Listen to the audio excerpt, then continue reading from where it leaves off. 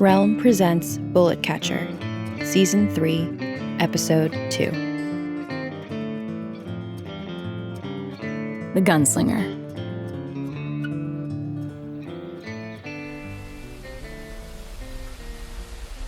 Mac stands at the base of the waterfall north of town, close enough that his clothes are soaked from the mist, and his bones vibrate from the sound of it. He holds the sheriff's star in his hand like he's planning on skipping it across the water. All around are jagged, broken hunks of concrete, shards of the dam broken off and fallen to earth. Now they stick out of the ground like splintered arrow shafts, left in the body to keep it from bleeding out. And maybe, he thinks, if they somehow dislodged them, more water would bubble up through the skin of the earth and flood this whole valley. And then there would be too much to fight over. He jams the star back into his pocket. The only thing he knows for sure is that he's sick and tired of being tired. There's a tug on his trousers, and when he looks down, there's a kid there with a note in his hand. They make their way across the broken concrete until they're far enough away to talk. He takes the note. It's from Cass. She's called an emergency town hall. Something he should have done if he'd thought of it. It's amazing, don't you think? The kid stares at the waterfall, at the point where it appears out of the mist. It sure is. Have you heard the story of the bullet catcher who gave us the water? The one that could stop a bullet with a flick of the wrist. Could bring down a whole posse of gunslingers with a snap of the fingers. Some say that the water appeared just because the bullet catcher wished it to. Mac smiles. I've heard some pretty tall tales about Lobo, too. The kid looks at Mac quizzically. No, mister. I'm talking about Immaculata, the bullet catcher.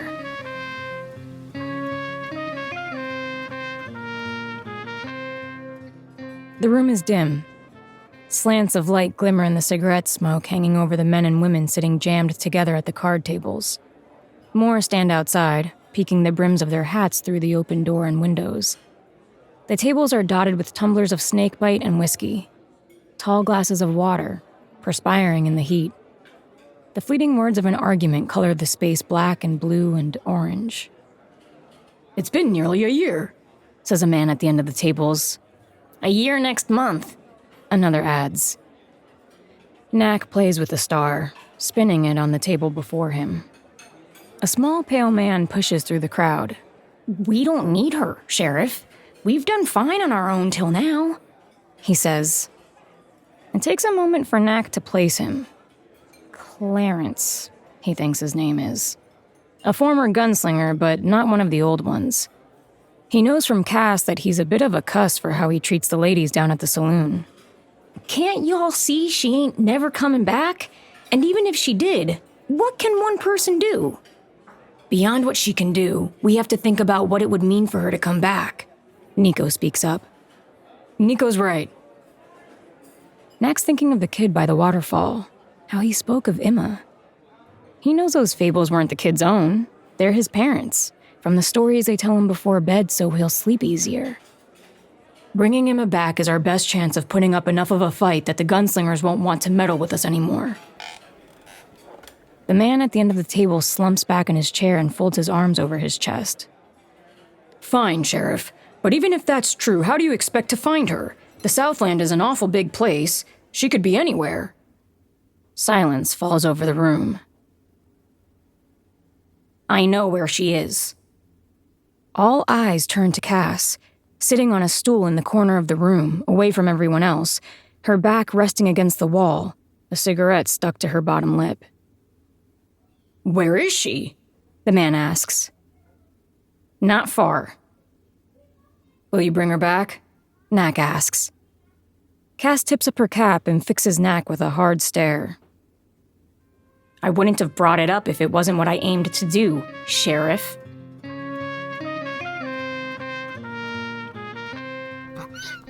Cass loads the last of her supplies into her horse's saddlebags and pulls on the tether binding her bedroll to the animal's back, checking if it's tight.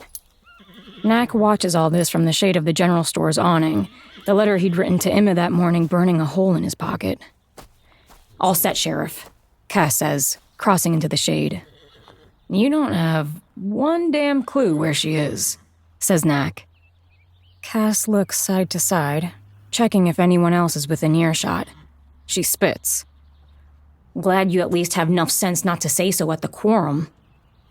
Knack looks at his boots before meeting Cass's eyes. Do you really expect to find her out there? You should know better than anyone. A person like Emma, she's got a way of standing out, even when she don't wanna. Cass climbs into the saddle. Knack crosses into the sunlight and produces the letter, sealed with wax. When you find her, and I believe you will you give this to her? Anything you wrote in that letter you can say to her face when I bring her back. Knack jams the letter back in his pocket. You've had a beef against me ever since Emma left, and I can't think of one goddamn reason why. Cass leans over her horse. Because I know it's your fault she left. You want to do something good? Why don't you take that star out of your pocket and pin it to your goddamn chest and keep this town safe till we get back? Then she sits up in the saddle and kicks the horse. She rides south, out of town, into the wide bowl of the desert. Knack stands in the street, the dust whirling around him. He crumples the letter and throws it on the ground before taking the star from his pocket and pinning it to his chest.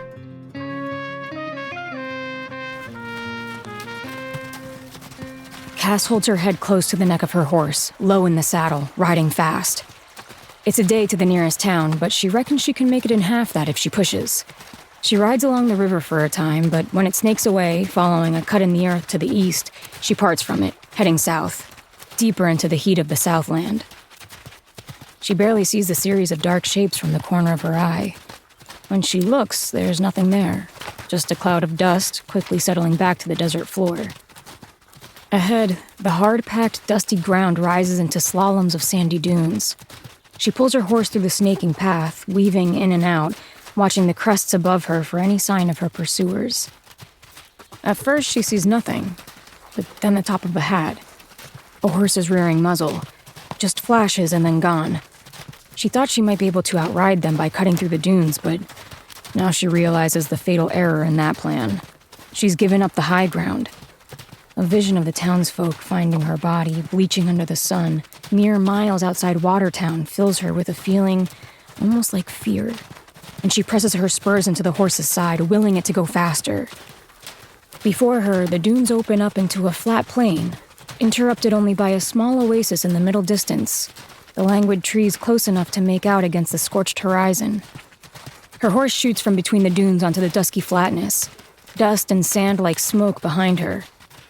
She's maybe halfway to the oasis when the gunslingers crest the last dune and open fire. Bullets hit like lightning strikes on either side of her. She dares a glance over her shoulder at her shooters on the ridge. Only dark cracks against the blinding blue sky. And she thinks she's nearly out of range when, suddenly, the horse gives beneath her. It tumbles head first to the ground, throwing Cass over its neck. She lands with a thud, 10 or so feet away. She coughs and wheezes, trying to catch her breath. She tries to lift herself off the ground and her right arm has no strength. She muffles a whimper as she realizes her shoulder is dislocated. For now, the shooting has stopped. She dares another glance and watches as gunslingers ride down the steep side of the dune and onto the flat plain, coming to finish her off. Before her, her horse's blank, unflinching eyes stare into her. 3 clean red circles in its neck and belly. She crawls toward the horse, and that's when the shooting starts again. The whistling of bullets fills the air like a chorus. Small spires of dust kick up all around her, getting nearer as the gunslingers close in. She's not going to make it. Her face is pressed against the earth. She closes her eyes and takes 3 quick breaths, and then leaps to her feet. The riders are still some distance away, blurry against the bright blue sky. She squints, but it hardly helps, and when she sees the bullets, it's almost too late. They whiz toward her, and she bats them away as best she can, her bad arm hanging loose from her body. The first bullet bites her in the thigh, dropping her to a knee. She swats away the next volley, each one leaving a crease of blood along her scarred palm. She spins aside just in time as a bullet slashes across her forehead. The wound opens and blood pours down her face, getting in her good eye. She hits the ground, desperately wiping the blood away with the sleeve of her shirt, but it keeps coming, and she's not even sure how bad it is. Maybe she didn't dodge it at all. Maybe the bullet is, at that moment, lodged somewhere in her brain, and these are only her last frantic moments before everything goes black. The horses are close enough that she can feel the ground rumbling beneath her. She drags herself the last few feet to her horse and rests her head against its belly. She dares a peek over the dead horse. The gunslingers are less than 100 yards away, but now she sees another rider, galloping fast on an intercept course toward them. 5 loud booms echo over the sound of hooves, and one after another, the gunslingers fall from their horses until only one remains. The horse slows as it nears Cass. The gunslinger stares down at her, a look of surprise cast onto his frozen mouth and eyes. And then he pitches forward in the saddle and slumps to the ground, his boot still caught in the stirrup. When Cass examines him closer, she finds a bullet wound in his chest. The last rider trots slowly toward her, the butt of a rifle balanced against his thigh. He pulls the horse alongside Cass and lifts the brim of his cap with the end of the rifle. It's Nikko, smiling down at her with an air of self-satisfaction. Honestly, I didn't think you'd be in this much trouble this quickly. Cass can't help but smile at the little bit of Emma she sees in her brother. I'll let you have that one. What the hell are you doing following me? I thought you could do with the help is all. You're not as young as you used to be. Cass clutches her shoulder and thinks about how true that statement is. Nikko dismounts and rummages through his saddlebag until he finds his first aid gear. Most of Cass's wounds aren't too bad, and they sew them up in no time.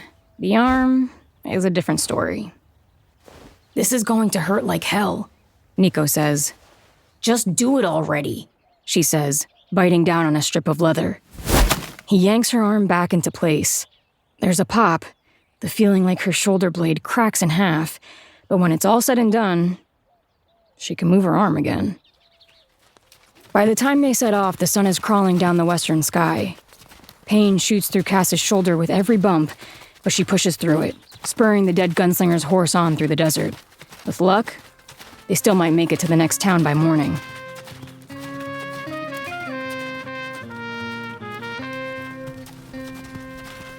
New Greenville.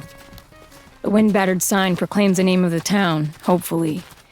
But truth is, there's nothing much green about it. The cracked earth runs the length of the town's single street. Paint has been seared off the sides of the buildings by sun and sand. An old-timer with a long white beard, interrupted by an angry-looking scar on his left cheek, sits rocking in his chair outside the saloon. They've been riding through the night. Now, from inside the saloon, comes the quiet sounds of glasses clinking and cards being shuffled in the heat of early morning. Cass and Nikko tie their horses to the hitching post. As they head inside, Nikko nods to the old-timer, who eyes them from under his sweat-stained hat. The man spits a gob of tobacco and wipes his chin with his sleeve. Inside, the sunlight diffuses through the tattered blinds, orange and yellow. Everything looks tobacco-stained, dry, ancient. To one side, a table of card players hunch over their hands. An upright piano stands crooked on broken feet. The bartender, a skinny, unshaven man with a dirty smock, leans on his elbows over the bar, speaking quietly to a couple of drinkers. There's a second floor, but the stairs leading up to it are broken. No one's likely lived up there in some time. The bartender lifts his head as they enter through the batwing doors, watching them as they cross the sawdust-littered floor. "What'll it be, strangers?" he says as they take their seats. Nikko puts the rifle on the bar and takes off his riding gloves, making sure the bartender sees his gunslinger tattoo. "We're looking for someone." The bartender eyes Nikko's tattoo and mutters, "There ain't nobody around these parts worth finding, mister." "She might have passed through," Cass says. The bartender nods. "People do that from time to time." "A young woman. She has 9 fingers, scars, brown hair, brown eyes. Goes by Emma," Cass says. The bartender scratches his stubble. "Might help my memory some if you bought something." Nikko squeezes the stock of his rifle. Cass puts her hand on his shoulder. She pulls out a couple of coins and slaps them on the bar. "What'll you have, then?" "Don't matter." Then I'll just as rather not pour anything, the bartender says, pocketing the coins. The girl, Nikko says through gritted teeth. The girl, yes. When did you say she might have passed through? Maybe a year and a half ago. Long time, he says doubtfully. That's about when folks around here were packing up to make a go at Watertown. Lots of people passing through back then. But there was a girl. I remember her because everyone else was driving north and she was going south. Didn't say where to, though. Did she have any acquaintances in town we might talk to? She was only here a few days, and mostly just sat where you're sitting now, not saying much about anything. Then she moved on. Cass tips her hat and the bartender happily retreats to the other end of the bar. Nikko pulls out a map and spreads it out before them. If she was heading south, there's 2 places she could have ended up. Saddleback Ridge or Gravesend. If she's holed up in one and we head the wrong way, we could lose weeks. Might not be a Watertown to return to if that happens. And there's another thing. What's that? You can rest assured that when the gunslingers who came after you don't report back, they'll be sending another posse. Whatever we do, we gotta do it fast. Nikko folds up the map. Then we head to Gravesend. What makes you so sure she's there? He shrugs. Gravesend sounds more depressing than Saddleback Ridge. It's where I'd have gone, so I reckon that's where she'd have gone too.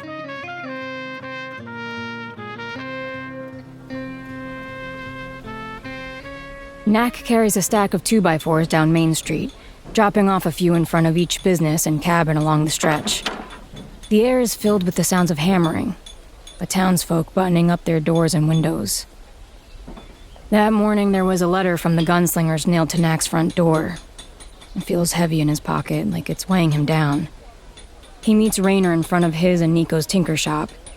Dropping the lumber on the boardwalk, he wipes sweat from his brow. Raynor hands him a tin cup of water before going back to hammering up the window.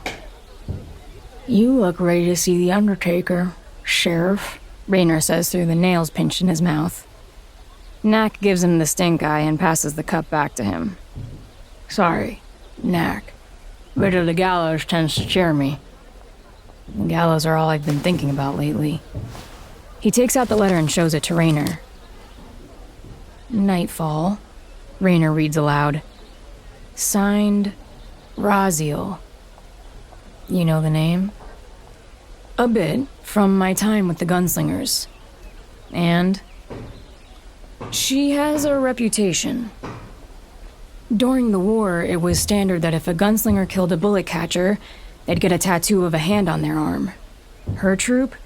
They'd cut off the bullet catcher's hands and string them together like bandoliers. Sometimes they wouldn't even bother killing them. She'd just take their hands. Can't catch a bullet without hands. Knack leans his head back and stares at the underside of the eave. I wish I hadn't asked. Farther down the street, some of the townspeople wave in Knack's direction, waiting for more lumber. He gathers up the 2x4s, but Raynor stops him. I think you might take another moment, Sheriff. You're white as a sheet. Knack sighs.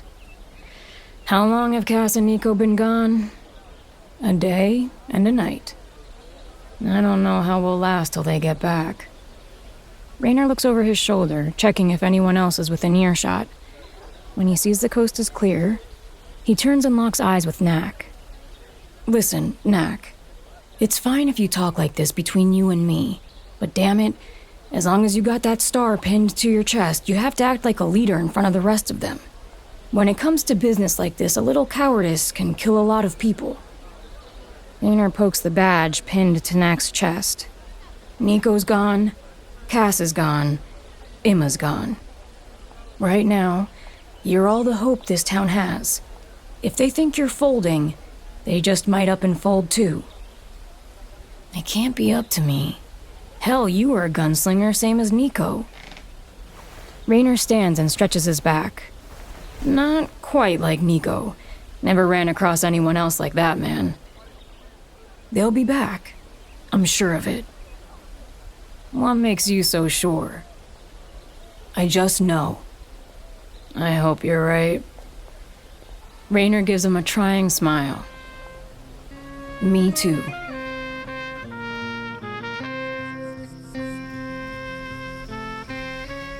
That night, Knack and Rayner stand guard in front of the sheriff's office.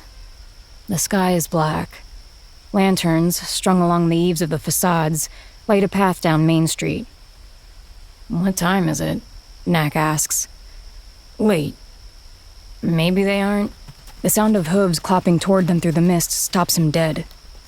They peer through the dim lantern light toward the end of the street where, a moment later, the shadow of a horse and its rider appears. The figure balances a long rifle over her shoulder, the end high in the air like the blade of a reaper's scythe. The rider pulls up halfway down Main Street. Steam billows from the horse's nostrils. If it weren't for that, it would have been easy to mistake the figure for a ghost. The rider sits astride the horse, completely still, waiting. "Shit," Knack says under his breath and steps out into the street. Rayner draws his gun and holds it on the rider. The night holds its breath. Behind the shuttered windows of the houses along the street, Knack senses the townsfolk looking out at the rider. But there is no sound except for Knack's boots along the hard-packed dirt avenue, mixed with the horse's rhythmic breathing. He's less than 10 paces away when the rider calls out. "Far enough, lawman." Her voice is a dry growl. Tobacco, age, and anger. "You Raziel?" As if in response, she heaves the long rifle off her shoulder and cradles it across her lap. "Because you haven't seemed to understand our previous orders, I'm here to give you one last warning.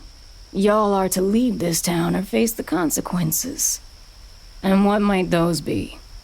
I'm sure you can figure it." "I'd rather not." "You not wanting to won't stop it from happening. Let's say we pack up and leave. Then what?" "We burn the buildings. Either way, this place will be erased. Won't never come back." Knack scans the street, looks back at Rayner. The end of his pistol flashes in the lamplight. He clears his throat and says, "No deal, Gunslinger. I reckon we'll be staying right here." "That's your decision." And then she kicks her horse, turns, and begins to trot away. "We know about the riders you sent to find Immaculata. They won't make it." She says it so softly, Knack isn't sure he heard it or just imagined it. And then the horse and rider disappear into the mist. Knack goes on standing in the street until he can't hear the horse anymore. He looks up to where the ridge would be, way up through the dark and the mist. And for every pair of eyes he senses from within the homes all around him, he senses 10 more looking down on him from the cliff edge. Hundreds of eyes and pistols and rifles looking down on him, biding their time, waiting.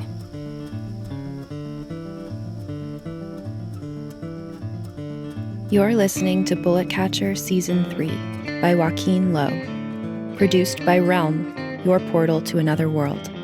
Listen away.